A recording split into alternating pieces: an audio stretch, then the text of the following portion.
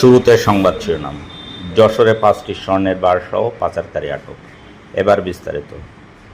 যশোরের খুলনা যশোর মহাসড়কের Rajarhat bus stand এলাকা হতে ৬৬৩ গ্রাম ওজনের ৫টি স্বর্ণের বারসহ এক পাচারকারীকে আটক করেছে বিজিবির সদস্যরা।